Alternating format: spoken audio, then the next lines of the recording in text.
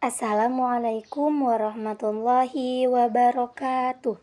Perkenalkan, nama saya Miftahul Farihah, perwakilan dari kelompok 3 akan memaparkan materi tentang individu masyarakat dan hubungan individu masyarakat. Individu. Individu berasal dari kata Latin individuum yang artinya tak terbagi. Kata individu merupakan sebutan yang dapat untuk menyatakan suatu kesatuan yang paling kecil dan terbatas. Kata individu juga bukan berarti manusia sebagai keseluruhan yang tak dapat dibagi, melainkan sebagai kesatuan yang terbatas, yaitu sebagai manusia perseorangan. Demikian pendapat Dr. Andes Alisen. Individu merupakan konsep sosiologis, berarti manusia yang dapat berdiri sendiri. Individu sebagai makhluk ciptaan Tuhan, di dalam dirinya selalu dilengkapi oleh kelengkapan, yaitu hidup yang meliputi raga, rasa, rasio, dan rukun. Yang kedua yaitu masyarakat.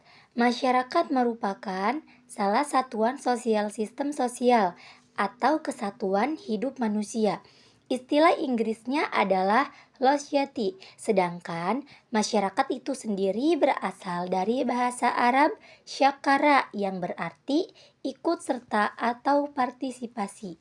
Kata Arab masyarakat berarti saling bergaul, yang istilah ilmiahnya berinteraksi. Masyarakat adalah suatu kelompok manusia yang telah memiliki tatanan kehidupan, norma-norma, adat istiadat yang sama ditaati dalam lingkungannya. Nah, yang ketiga yaitu hubungan individu dan masyarakat. Pandangan organisme terhadap hubungan antara individu dan masyarakat. Organisme suatu aliran yang berpendapat bahwa masyarakat itu berevolusi atau berkembang berdasarkan suatu prinsip intrinsik di dalani dirinya, sama seperti halnya dengan tiap-tiap organisme atau makhluk hidup. Prinsip perkembangan ini berperan dengan lepas bebas dari kesadaran dan kemauan anggota masyarakat.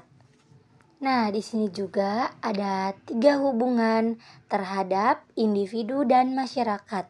Yang pertama ada pandangan hubungan antara individu dan masyarakat sesuai dengan konsep. Organisme muncul dari Herbert Spencer pada tahun 1985, diringkas oleh Margaret H. Poloma pada tahun 1979 sebagai berikut. Tiap bagian yang tumbuh di dalam tubuh organisme, biologis maupun organisme sosial, memiliki fungsi dan tujuan tertentu. Mereka tumbuh menjadi organ yang berbeda dengan tugas yang berbeda pula. Pada manusia, hati memiliki struktur dan fungsi yang berbeda dengan paru-paru. Demikian juga dengan keluarga sebagai struktur institusional memiliki tujuan yang berbeda dengan sistem politik atau autonomi. Dari uraian tersebut di atas dapat diketahui bahwa menurut Spencer, masyarakat dipandang sebagai organisme hidup yang alamiah dan deterministis, bebas. Semua gejala sosial diterangkan berdasarkan hukum alam, hukum yang mengatur pertumbuhan fisik tubuh. Manusia juga mengatur pertumbuhan sosial. Manusia sebagai individu tidak bebas dalam menentukan arah pertumbuhan masyarakat. Manusia sebagai individu justru ditentukan oleh masyarakat dalam pertumbuhannya. Masyarakat berdiri sendiri dan berkembang bebas dari kemauan dan tanggung jawabnya di bawah kuasa hukum alam. Yang kedua yaitu hubungan individu dan masyarakat berdasarkan kolektivisme. Konsep masyarakat kolektif ini diterapkan pada paham totalitas di negara-negara komunis seperti RRC. Di dalam negara komunis, individu tidak mempunyai hak untuk mengatur kepentingan dirinya sendiri. Segala kebutuhan diatur oleh negara. Negara diperintah oleh satu partai politik komunis. Dalam negara komunis ini, makan, pakaian, perumahan, dan kerja diatur oleh negara. Individu tidak punya pilihan lain kecuali yang telah ditentukan oleh negara. Semua hak milik individu seperti yang dimiliki orang-orang atau keluarga di negara kita ini tidak ada. Yang ketiga, ada hubungan individu dan masyarakat menurut paham individualistis. Individualisme suatu paham yang menyatakan bahwa dalam kehidupan seorang individu, kepentingan dan kebutuhan individu yang lebih penting dan pada kebutuhan dan kepentingan masyarakat. Individu yang menentukan corak masyarakat yang diinginkan. Masyarakat harus melayani kepentingan individu. Individu mempunyai hak yang mutlak dan tidak boleh dirampas oleh masyarakat demi kepentingan umum.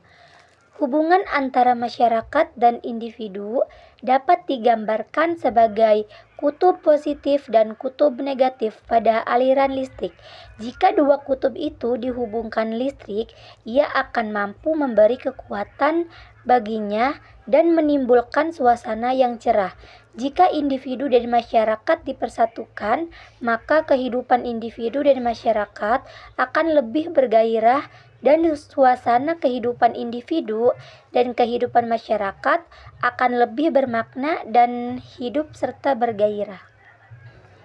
Selanjutnya ada kesimpulan. Interaksi antara individu dan masyarakat merupakan proses dinamis yang memiliki dampak signifikan pada perkembangan sosial. Dalam konteks ini, individu tidak hanya berfungsi sebagai bagian dari struktur sosial, tetapi juga sebagai agen perubahan yang aktif. Mereka berkontribusi pada pembentukan nilai dan norma melalui tindakan dan pilihan yang diambil dalam kehidupan sehari-hari. Dengan demikian, hubungan ini menciptakan sebuah siklus di mana masyarakat membentuk individu, sementara individu berperan dalam mengubah masyarakat. Secara keseluruhan, kajian tentang interaksi individu dan masyarakat memberikan wawasan penting mengenai kompleksitas kehidupan sosial. Memahami hubungan ini tidak hanya membantu kita mengenali peran kita masing-masing dalam masyarakat, tetapi juga membuka jalan untuk menciptakan perubahan positif. Dengan memperkuat interaksi yang konstruktif antara individu dan masyarakat, kita dapat membangun lingkungan yang lebih harmonis dan berdaya saing di masa depan. Mungkin hanya itu saja yang bisa saya sampaikan mengenai individu masyarakat dan hubungan individu masyarakat. Kurang lebihnya mohon dimaafkan. Wabillahi taufiq wal hidayah. Wassalamualaikum warahmatullahi wabarakatuh.